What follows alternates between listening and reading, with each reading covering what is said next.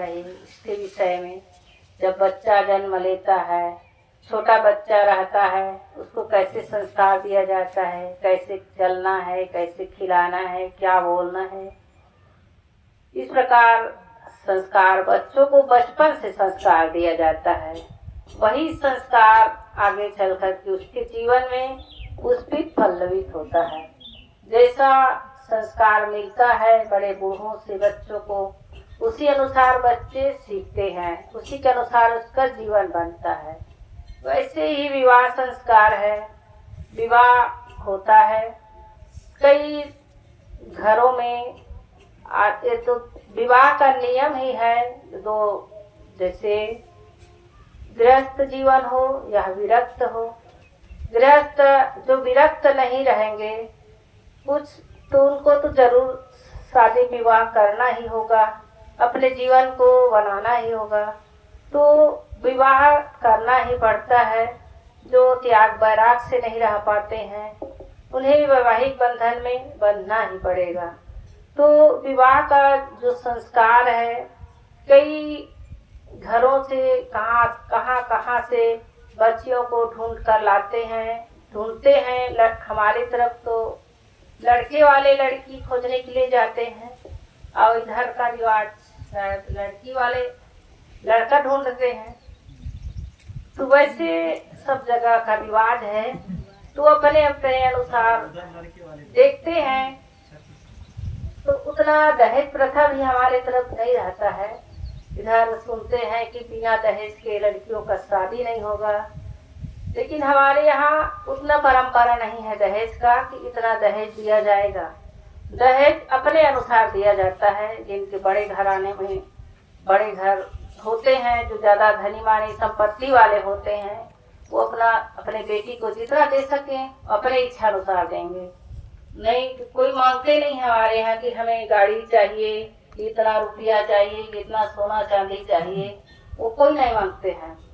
जो अपने स्वेच्छा से जो भी दिया जाता है वही ले करके जाते हैं ससुराल उनके घर वाले, तो वही नियम है। और जो लड़कियां जो है होती है वो अपरिचित होती है, कहाँ से आई रहती है। कई उनके संस्कार होते हैं अलग अलग घरों में। कई घरों जैसे हम कभी पंथी घरानों में हैं, हमारे पिताजी सब दीक्षित हैं, और जो लड़की आई है उनके यहाँ वो कभी जानती नहीं है, किसी संतों को देखी नहीं है, तो उनको ऐसे घरों में आना उनके लिए बहुत कठिनाई लगता है कि ऐसे घर में हम कैसे रहें, किस प्रकार रहें। कभी संतों को देखे नहीं है, उसके लिए बहुत कठिनाई लगती है। लेकिन वो जब धीरे धीरे समझ जाती है, जिन घरों में जैसा रिवाज रहता है उसके अनुसार वो ढल जाती है। अगर जो नहीं ढल पाते हैं वे तो उनका जीवन थोड़ा खिड़बिड़ा रहता है, नहीं रह पाती हो तो चली भी जाती हैं। लेकिन खान पान का सुधार, आचार विचार का सुधार जिस घर में होता है उनका जीवन स्वर्गमय हो जाता है, उनका जीवन अच्छा बीतता है। तो हम सबको भी चाहिए कि दूसरे के यहाँ से हम बहू लाए हैं, लड़की लाए हैं, उसे हमें लक्ष्मी के समान समझना चाहिए, बेटी के समान समझना चाहिए। जैसे हम अपने बेटी के लिए चाहते हैं कि हमारी बेटी को सुख मिले, जहाँ भी जाए हमारी बेटी सुख से रहे, वैसे ही अपने बहू को भी समझे। क्योंकि बेटी जो है अपने घर में वही 15, 20, 25 साल तक की रहेगी माता पिता के साथ, फिर उसे तो ससुराल जाना ही है, ससुराल में ही उनका पूरा जीवन बीत जाता है। तो वैसे ही जब बहू हमारे घर आती है तो बहू को भी बेटी के समान समझे, क्योंकि वही बेटी हमारे जीवन भर हमें साथ देने वाली है। हमारे दुख में सुख में हर क्रियाकलाप में हमारी जो बहू है वो हमारे साथ में रहेगी, हमारे दुख सुख के साथी बनेंगे। तो हर माता पिता, हर सास ससुर को चाहिए कि अपने बहू को अच्छा से अच्छा सम्मान दें, उनको अच्छा रखें, उनकी हर गलतियों पर उसे टोके नहीं बल्कि उसे समझाएं, अपनी बच्ची की तरह उसे समझाएं। कोई भी काम गलत हो जाता है, कभी बिगड़ जाता है, रोटी बनाते बनाते रोटी जल जाती है, या सब्जी में नमक ज़्यादा हो जाए या मिर्ची ज़्यादा हो जाए, उसे प्रेम से स्वीकार कर लेना चाहिए। एक दिन गलती होगी, दूसरे दिन होगी, धीरे धीरे वो सुधार कर लेगी, वो भी समझ जाएगी कि ऐसा करना गलत है या नहीं है। उसे ठीक से समझाना चाहिए, प्रेम से समझाना चाहिए, ताकि वो भी अपनी गलती को महसूस कर सके। और कोई भी बात के लिए हमें ज़्यादा तू मैं करेंगे तो वो भी वैसा करने लग जाती है। तो हमें सहनशील बनना चाहिए, जो भी हो सहना सीखें।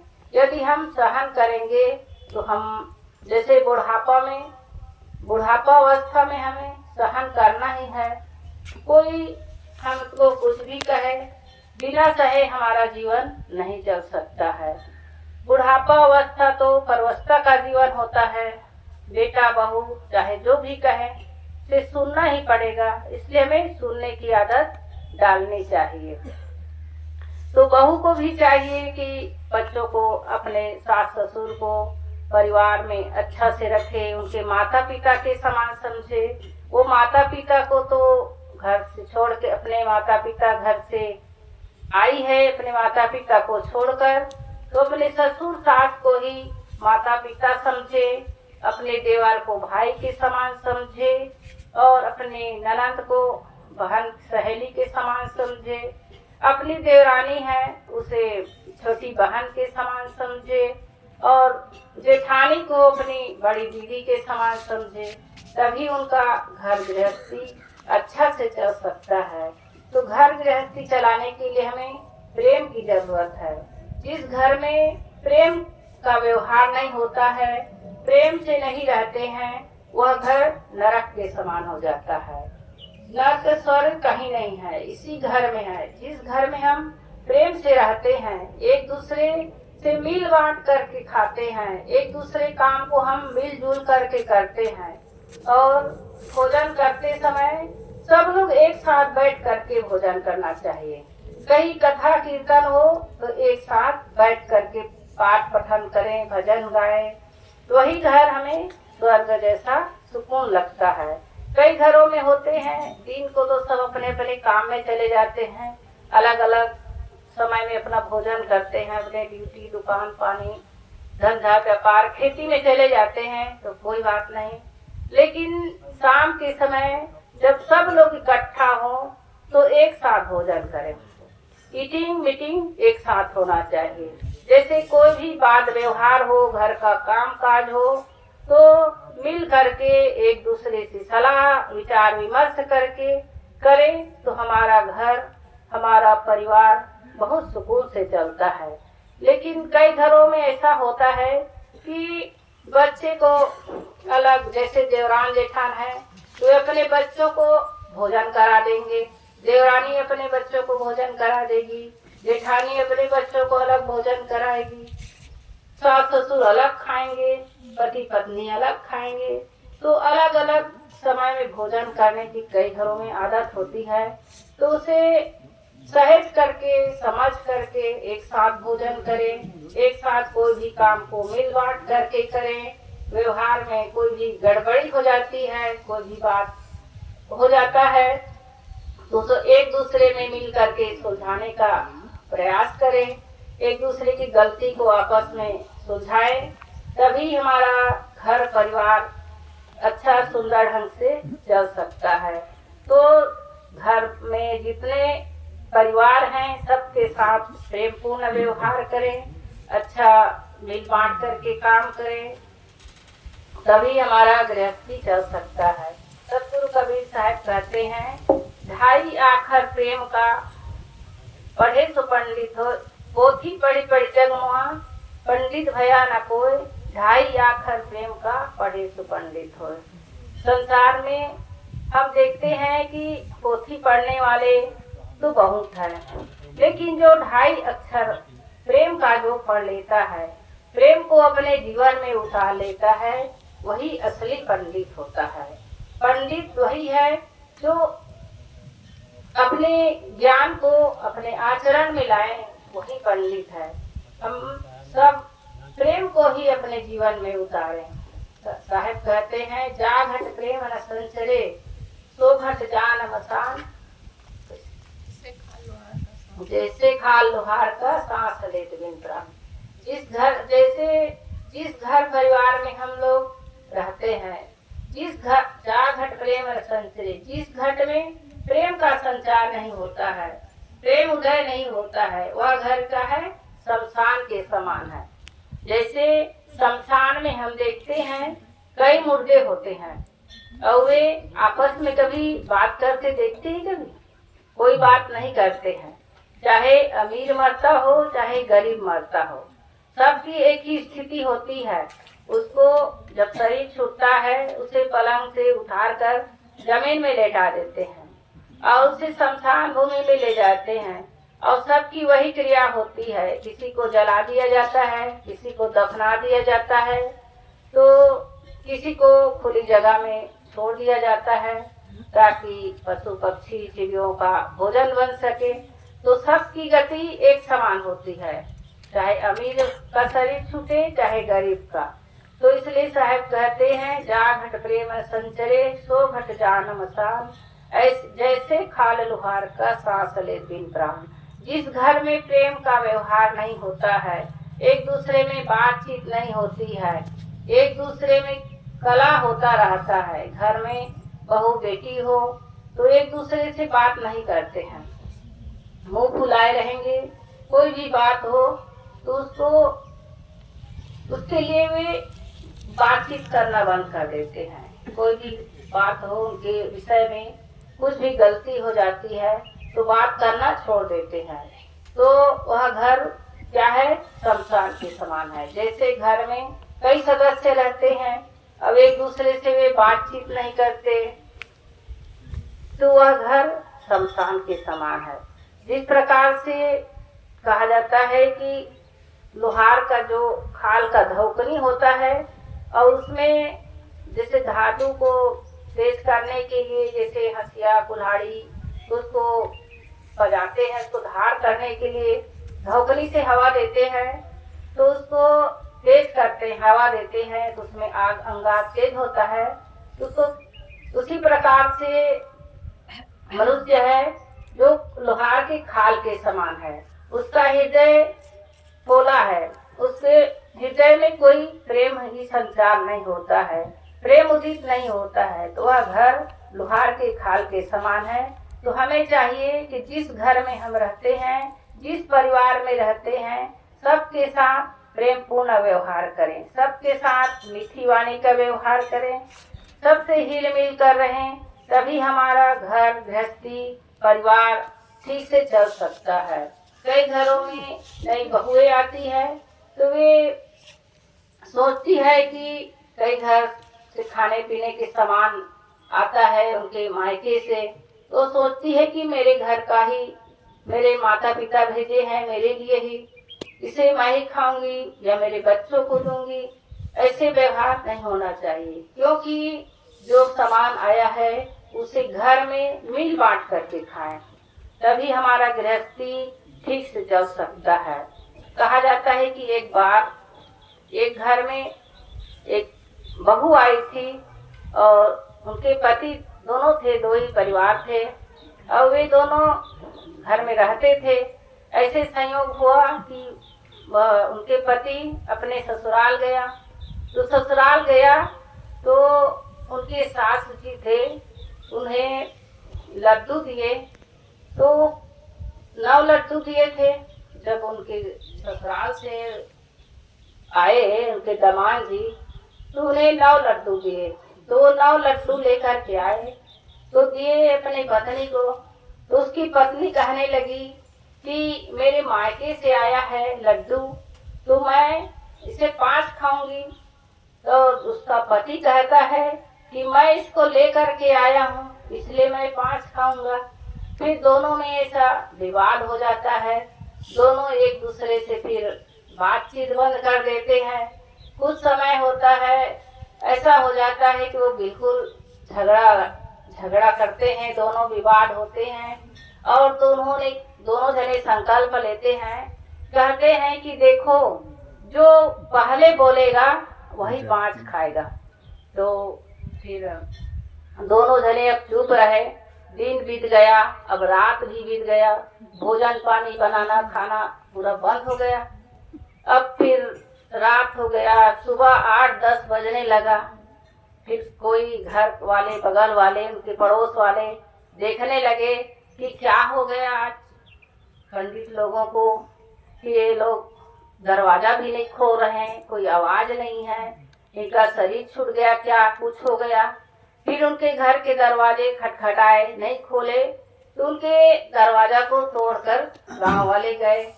फिर उनके घर में गए तो दोनों सोए थे, ऐसे सोए थे कि शरीर ही छूट गया है, ऐसा लगता था। फिर उन्हें दोनों को अर्थी सजा करके शमशान भूमि ले गए। अब शमशान भूमि में ले गए, फिर भी वे चुप, हिलना डुलना कुछ नहीं। फिर उन्हें जब चीता में डालने लगे, जब चीता में डाल करके आग जलाई गई, तो आग जलने लगा।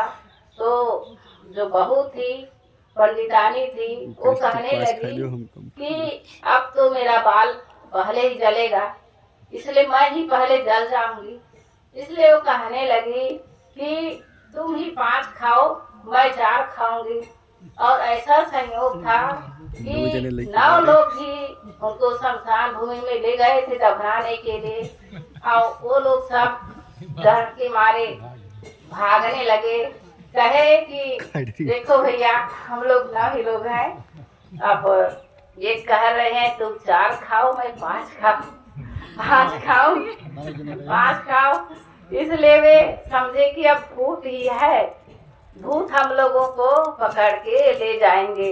इस प्रकार फिर वो लोग सब भागने लगे और ये चीता से उठ करके आ गए। तो ऐसे मौन धारा नहीं करना चाहिए। कोई भी विवाद हो तो उसे आपस में सुलझा लेना चाहिए, संतोष कर लेना चाहिए। हमें संतोष खाना चाहिए, क्योंकि संतोष ही परम सुख है।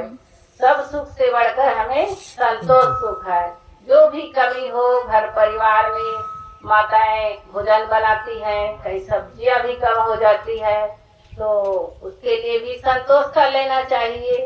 चलो थोड़ा बचा है तो उतने से खा ले। हम संतोष करेंगे तो हमारा जीवन अच्छा बनेगा, हमारा परिवार सुखमय होगा। यदि हम विवाद करेंगे, झगड़ा करेंगे, तो हमारे घर में कलह होगा। और आज का देखा जाता है कि कई घरों में बूढ़ों का या माता पिता बूढ़े हो जाते हैं, उन लोगों की सेवा ठीक से नहीं हो पाती है।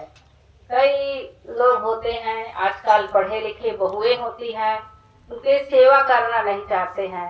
जैसे माता पिता जो है घर गृहस्थी में रहते हैं, तो आजकल बहुएं पढ़े लिखे आती हैं, तो उन लोगों को सेवा करने में अच्छा नहीं लगता है। क्योंकि कई बूढ़े होते हैं, गांव देहात में रहते हैं, कभी खांसी आती है, कभी बीमार हो जाते हैं, तो बहुएं कहती हैं देखो बूढ़े का हम सेवा नहीं करेंगे, उनका नाक से पानी निकलता है, खांसते हैं तो खखार निकलती है, उनके बर्तन मांजने में हमें अच्छा नहीं लगता है। तो कहा जाता है कि ऐसे ही एक घर में बहू आई थी। वो बहू अपने पति से कहने लगी कि ससुर जी हमेशा खांसते रहते हैं, थूकते हैं, हमें अच्छा नहीं लगता है। उनको जैसे हम भैंस बांधते हैं, वहीं पर एक जगह है कोना में, वहीं उसके लिए खाद डाल दिया जाए और वहीं से हम उसको भोजन देते रहेंगे, ताकि उनकी खांसी की आवाज आए, हमारा नींद नहीं लगता है, देखने में अच्छा नहीं लगता। इस प्रकार से वो बहू अपने पति से कहने लगी। उनके पति ने कहा रहम खाओ, इसी के बदौलत आज इतना हमारा खेती बाड़ी मिला है, उनके बदौलत हमें ना पढ़ाई लिखाई, हमारे सर्विस में है और ऐसा कहती हूँ। लेकिन उसकी पत्नी मानने वाली नहीं, वो कही कि अगर तुम नहीं ले जाओगे तो मैं वहाँ ले जाके डाल दूंगी। तो उनको विवश होकर के ले जाना पड़ा अपने पिताजी को गौशाला में। उसके लिए जगह बनाए, खाट रखे और उनको वहीं रहने के लिए व्यवस्था कर दिए। फिर रहते रहते वहाँ रहने लगे, मच्छर काटे, कुछ भी हो बेचारा वहाँ रहता था। फिर एक दिन क्या कही अपने पति से कि उनको थाली में मैं भोजन देती हूँ तो थाली मुझे मांजना अच्छा नहीं लगता है, क्योंकि वो उसी में थूकते हैं, हाथ धोते हैं, खखारते हैं, इस प्रकार कहने लगी। तो उन्होंने कहा कि जाओ कुम्हार के यहाँ से प्याला ले आओ, ताकि वे मिट्टी का जो बर्तन रहेगा उसे खाएंगे और उसे घर के पिछवाड़े में डाल दिया करेंगे। तो उसके पति भी अब बार बार कहने पर वो भी तैयार हो गए और गए कुम्हार के यहाँ से और 1000 प्याला खरीद के ले आए। अब उनके पिताजी को, अपने ससुर जी को उसी में भोजन देने लगे, उसी में खाते बेचारा और उसे बाहर अपने मकान के पिछवाड़े में डाल देता था। फिर धीरे धीरे उनका जो लड़का था, उनके नाती था, वह उनके व्यवहार को देख करके उसे अच्छा नहीं लगता था।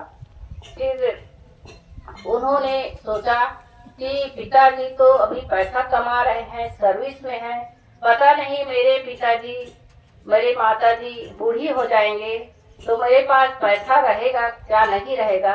उन्होंने सोच करके उस प्याले को अपने घर के अंदर कोठरी में रखने लगा। फिर एक दिन उसकी माताजी उसको सफाई करते, घर की सफाई करने लगी।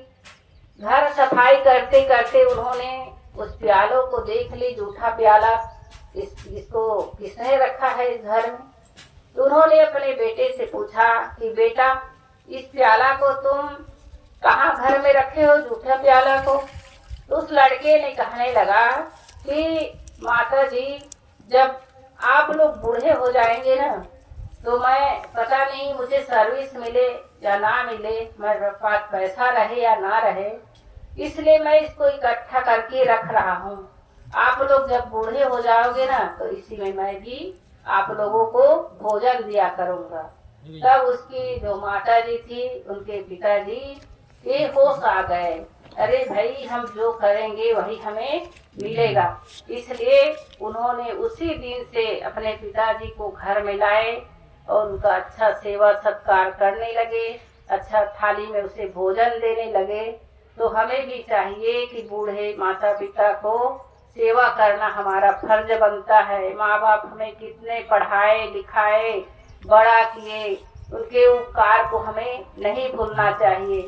उसी के बदौलत आज हम इस सर्विस में हैं, खेती बाड़ी व्यापार कर रहे हैं। माता पिता भी नहीं होते तो हम कहाँ होते। माता पिता ने हमें कितना कष्ट उठा करके इस दुनिया में लाया और उसके उपकार को हम भूल जाते हैं। उनके उपकार को हमें कभी नहीं भूलना चाहिए। तो हमें चाहिए कि अपने बच्चों को अच्छे संस्कार दे, जो बहू आई है उन्हें भी अच्छे संस्कारित करे।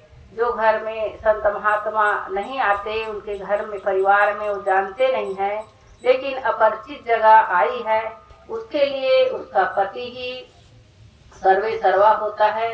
जो उनके पति को भी चाहिए कि वे अच्छे ढंग से उसे रखे और उनके व्यवहार को समझे, उनको भी अच्छी दिशा दे, अच्छे संस्कार में डालें और जिस घर में है संत महात्मा की सेवा करें। आते जाते रहते हैं संत महात्मा, हमेशा बताते रहते हैं किस प्रकार से रहना चाहिए, कैसे व्यवहार करना चाहिए। यह घर तो बहुत अच्छा है, हमारे भैया का घर हमेशा संत महात्मा आते रहते हैं।